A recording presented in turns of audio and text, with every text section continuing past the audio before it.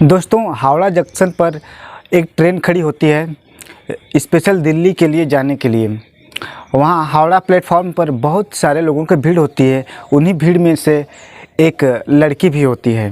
तभी उस लड़की के ऊपर जो उसका 8 साल पहले तलाक हो चुका था, उसके पति का नज़र उस लड़की के ऊपर पड़ जाती है।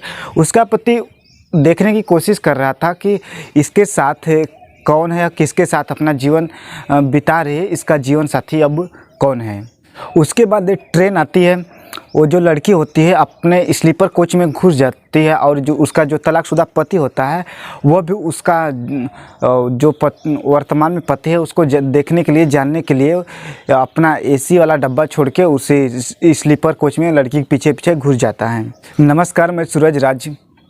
दोस्तों, ये जो कहानी बताने जा रहा हूँ यह एक सच्ची कहानी है। अगर यह कहानी आपके दिल को छू जाए तो प्लीज़ हमारे वीडियो को एक लाइक और चैनल को सब्सक्राइब कर दीजिएगा ताकि हमारा भी हौसला बढ़ता रहे।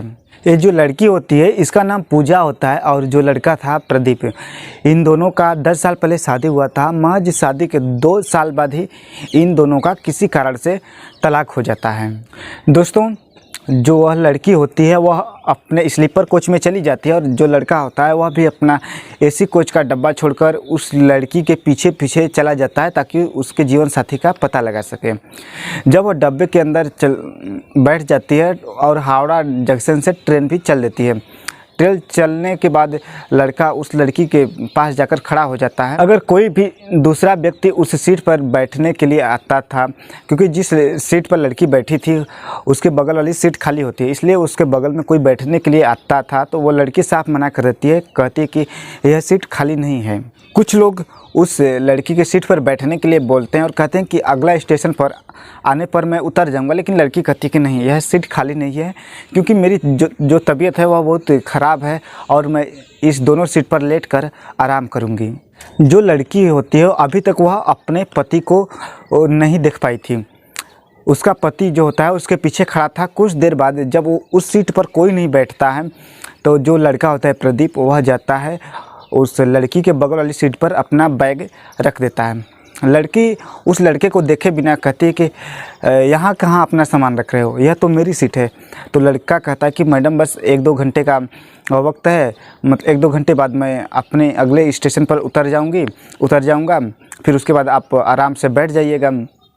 फिर उसके बाद जो लड़की होती है जब आवाज़ सुनती है तो उसके पैरों तले से ज़मीन खिसक जाती है। जब उस लड़के की तरफ देखती है तो वह कई मिनटों तक उसको देखती रह जाती है। उसकी आंखें फटी की फटी रह जाती हैं। उसके बाद वह लड़की अपने तलाकशुदा पति को पहचान जाती है और आंखों से ही बैठने का इशारा कर देती है।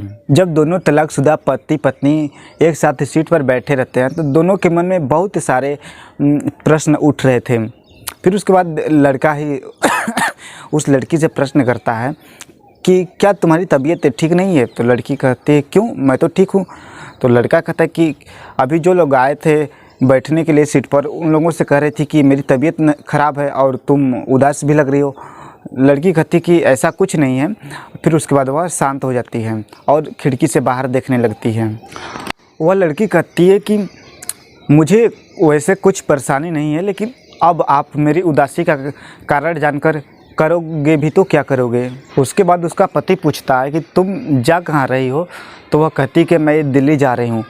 तो लड़का कहता है कि क्या तुम अब दिल्ली में ही रहती हो? कहती है कि नहीं, मैं पहली बार दिल्ली जा रही हूँ। वक्त बीतता जाता है, रात का वक्त होता है और ठंडी का मौसम भी होता है, इसलिए जो लोग अपने साथ कंबल और स्वेटर वगैरह लाए होते हैं वे पहनने लगते हैं, ओढ़ने लगते हैं। और पूजा भी अपने बैग में से कंबल निकालती है और ओढ़ लेती है। जो प्रदीप होता है वह अपने साथ वैसा कुछ सामान नहीं लाया था क्योंकि वह जो उसका एसी डब्बा होता है इसलिए वह अपने साथ कुछ वैसा सामान नहीं लेता है। तो पूजा पूछती है कि क्या आपने कंबल वगैरह अपने साथ नहीं लिया है? तो जो लड़का होता है कहता कि नहीं। तब वह लड़की अपने बैग में से कुछ कपड़े वगैरह, मफलर वगैरह होता है, निकाल कर उस लड़के को देती है। फिर उसके बाद अगले स्टेशन पर ट्रेन रुकती है तो जो उस लड़की के बगल वाली सीट जिस पैसेंजर की होती है वह आकर अपनी सीट ढूंढते हुए उस लड़की के पास पहुंच जाता है। जब वह पैसेंजर उस लड़की के पास जाता है और कहता है कि यह मेरी सीट है, तो पूजा उसको कहती कि नहीं यह मेरी सीट है। तो उसके बाद जो लड़का होता है प्रदीप, वह पूजा से टिकट मांग कर देखता है और वाकई में वह जो उसके बगल वाली सीट होती है वह उसी पैसेंजर की होती है। तो वह पूजा को समझाता है कि नहीं, आधा सीट तुम्हारी है और आधा सीट इनकी है। तो इसलिए वह पैसेंजर को जो उसके ऊपर वाली सीट होती है उस पर बैठा देते हैं। उसके बाद उस स्टेशन से ट्रेन चल देती है और रात काफ़ी हो चुकी थी, इसलिए ठंड भी बहुत ज़्यादा लग रही थी। और प्रदीप तो अपने साथ कुछ लाया नहीं था, इसलिए उसको बहुत ज़्यादा ठंड लग रही थी। इसलिए जो पूजा होती है उसे अपना कंबल ओढ़ाते हुए कहती है कि अपना शरीर इससे ढक लो वरना तुम्हें ठंड लग सकती है। तब प्रदीप कहता है कि नहीं, मुझे ठंड नहीं लगती है, क्योंकि दरअसल मुझे ठंडी के समय में किसी से झगड़ा हो गया था, तभी से मुझे ठंड नहीं लगती है। दरअसल बात ऐसी होती है कि जब इन दोनों का तलाक नहीं हुआ था, तभी ठंड के मौसम में इन दोनों में किसी बात को लेकर लड़ाई होता है और जो पूजा होती है वह रजाई पर पानी फेंक देती है और पूरी रात ये लोग किसी दूसरे वस्त्र ओढ़कर रात बिताते हैं। प्रदीप का इशारा अपनी तलाकशुदा पत्नी पूजा की तरफ ही होता है। वह समझ जाती है और मुस्कुराते हुए नीचे सर करके कहती है, इसमें ज़रूर आप ही की गलती रही होगी। तब प्रदीप कहता है कि नहीं, अगला व्यक्ति तो उस पर पानी डाला था, तो इसमें मेरी कौन सी गलती थी। दोनों हंसने लगते हैं और बातें करते हुए दोनों साथ साथ सफ़र करते हुए चले जा रहे थे। उसके बाद ट्रेन में बैठे सभी यात्री लोग अपने साथ लाए हुए जो कुछ भी खाने के लिए लाए होते हैं वह खाने लगते हैं। पूजा भी कुछ निकालती खाने के लिए, प्रदीप से पूछती कि क्या तुम नहीं लाए हो। तो प्रदीप कहता है कि नहीं, मैं कुछ खाने के लिए नहीं लाया हूँ, अगर तुम लाई हो तो तुम खा लो। तो पूजा कहती कि हाँ, तुम्हारा तो वक्त हो रहा है जो तुम अपने साथ लाए हो, अब तो तुम्हारा वक्त हो रहा है, तुम कुछ ही देर में शुरू हो जाओगे। तब वो लड़का कहता है कि नहीं यार, ऐसी कोई बात नहीं, मैंने पीना छोड़ दिया है, अब कोई भी नशा नहीं करता। तो लड़की जो होती है इस बात पर लड़के को देखने लगती है और पूछती है कि आपने कब से पीना छोड़ दिया। तो लड़का जो होता है कहता है कि 3-4 साल से मैंने नशा करना छोड़ दिया। इस बात पर लड़की उस लड़के को लगातार देखती रह जाती है। दोस्तों, वह लड़की भरी ट्रेन में थोड़ी भावुक होकर उस लड़के की तरफ देखती है और उसके आँखों से आंसू टपकने लगते हैं और कहती है कि काश आपने यही मेरी बात पहले मान ली होती और पहले ही आप नशा छोड़ दिए होते तो हम दोनों साथ साथ होते। वह आगे कहती है कि यह सुनकर बहुत अच्छा लगा कि आपने छोड़ दिया।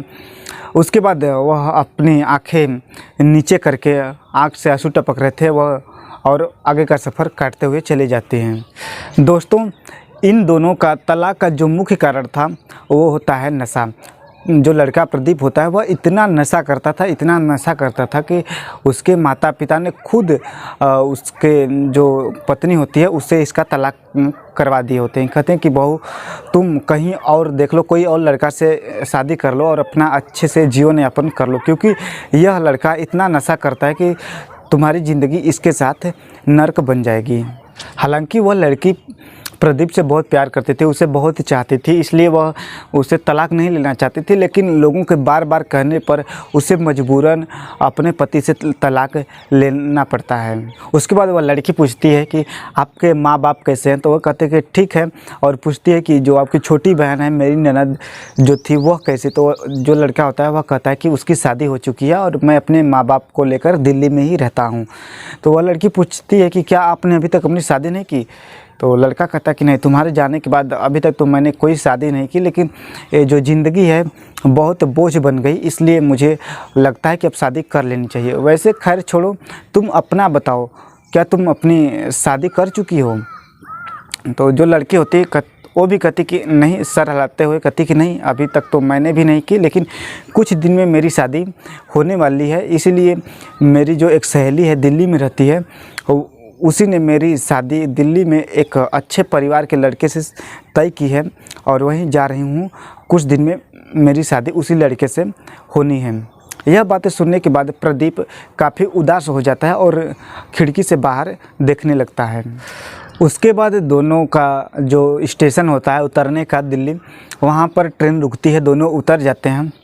दोनों बैठकर कुछ मिनटों बैठकर घंटों बैठकर वक्त बिताते हैं। जाते वक्त दोनों के आंखों से आंसू निकल रहे थे। उसके बाद करे भी तो क्या करे, क्योंकि दोनों का 8 साल पहले तलाक हो चुका था और दोनों की अब शादी अलग अलग होने वाली थी। इसलिए जो प्रदीप होता है आखिरी बार अपनी पत्नी से मिल रहा होता है, वह उसके पास कुछ पैसे होते हैं प्रदीप के पास 2-2.5 हज़ार रुपये, वह अपनी पत्नी को देता है, कहता है कि रख लो ये आखिरी बार मेरी तरफ से। तो जो उसकी पत्नी होती है वह तो शुरू में नहीं लेती है, लेकिन बार बार कहने पर ले लेती है। उसके बाद प्रदीप जो होता है वहाँ से रोते हुए चला जाता है और जो लड़की होती है वह वहीं पर रुक जाती है, क्योंकि उसको लेने के लिए उसकी सहेली आती है। वह आती है तो उसको रोते हुए देखकर पूछती है कि क्या हुआ पूजा, तुम इतनी परेशान क्यों रो रही हो तुम? कहती कुछ नहीं, मेरा जो तलाकशुदा पति था वह मिला था। इतनी बातें सुनकर वह लड़की कहती कि अरे छोड़ो, उसकी बात छोड़ो, अब तो तुम्हारी दूसरी शादी होने वाली है ना, तुम्हें तो खुश होना चाहिए, अब तुम रो क्यों रही हो? पूजा की सहेली पूछती है कि क्या तुमने अपनी शादी के बारे में उस लड़के से बताया कि नहीं? कहती कि हाँ मैंने बात की थी, मतलब अपने पति को इसकी बात बता दी। तो कहती जब बता दी तो अब क्यों परेशान हो? जो लड़का जिससे तुम्हारी शादी होने वाली हो काफ़ी अच्छे ख़ानदान से, तुम उसे देखकर काफ़ी खुश हो जाओगे और अपने पुराने वाले पति को भूल जाओगी। उसके बाद जो उसकी सहेली होती है पूजा को लेकर अपने घर चली जाती है।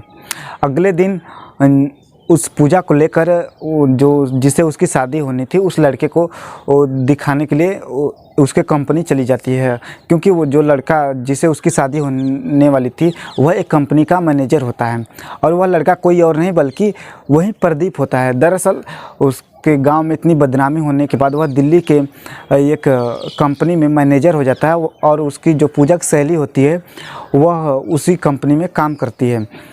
तो उससे प्रदीप की और उसकी पूजा की जो सहेली होती है उससे काफ़ी नज़दीकियाँ होती है, तो दोनों आपसी बात काफ़ी शेयर किया करते थे। तो प्रदीप अपने सारे जीवन की बात बता दिया था कि मेरी ऐसे ऐसे तलाक हो गया है। तो पूजा कहती कोई बात नहीं, मेरी भी एक कुंवारी सहेली है, कहिए तो आप कि उससे शादी करा दी जाए। प्रदीप कहता है कि ठीक है करा दीजिए। तो जब वो लड़की पूजा को लेकर प्रदीप के कंपनी जाती है, प्रदीप उसको देखता है तो उसकी आंखें फटी की फटी रह जाती है और उसकी सहेली से पूछता है कि क्या यही लड़की है जिससे तुम मेरी शादी कराना चाहती हो?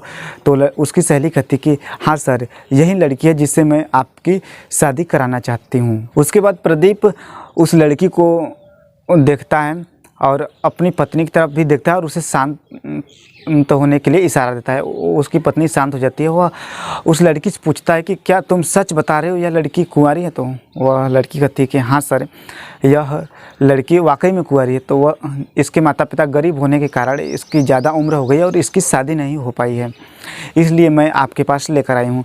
वह लड़का सर नीचे करके मन ही मन मुस्कुराता है और उस लड़की को समझाता है कि यह मेरी तलाकशुदा पत्नी है जिसके बारे में मैं तुम्हें बताया है। उसके बाद उसकी जो सहेली होती है वह सर नीचे कर लेती है और कुछ नहीं बोलती। फिर उसके बाद दोनों गले मिलते हैं और एक मंदिर में जाकर दोनों लोग पूजा और प्रदीप फिर से दोबारा शादी के बंधन में बंध जाते हैं। फिर दोनों ने पूजा की सहेली को बहुत धन्यवाद कहा कि आपकी वजह से हम दोनों फिर विवाह के बंधनों में बंधे। फिर उसके बाद प्रदीप जो होता है वह अपनी पत्नी को लेकर जब अपने घर जाता है तो उसके जो सास ससुर होते हैं उनको विश्वास नहीं होता है कि मेरी जो 8 साल पहले बहू की तलाक हो गई थी यह बहू वापस मेरे घर दोबारा आई है।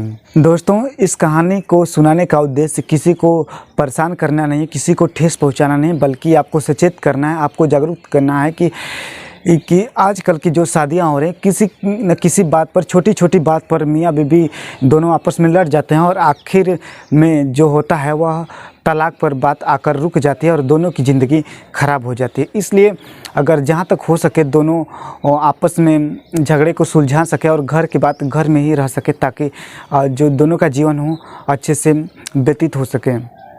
दोस्तों, अगर यह कहानी आपको अच्छी लगी हो तो वीडियो को लाइक और चैनल को सब्सक्राइब कर लें, ताकि हमारा हौसला बढ़ता रहे और आपके लिए ऐसे ही रोज़ एक नई कहानी के साथ आ सकूं।